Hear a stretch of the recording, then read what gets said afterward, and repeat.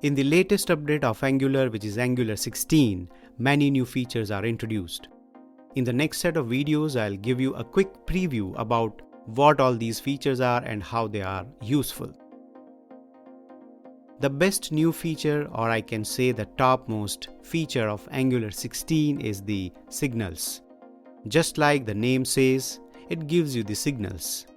The signals concept was inspired from the already existing feature in Solid.js named signals as well.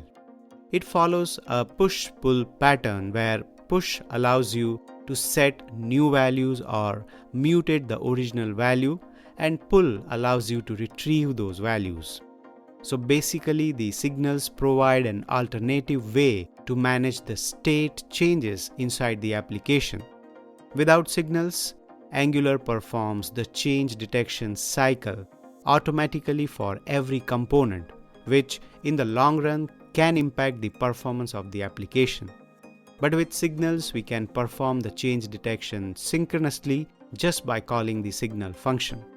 It comes with additional features like when the value of a signal variable changes, it will notify other components or functions, etc. about the changes. So a change detection will be done at the component level only when the signal changes, without the need to traverse the whole tree. Signals are a primitive reactive system in Angular. This means that they can not only be used in the component but also outside the component, that is, services for example.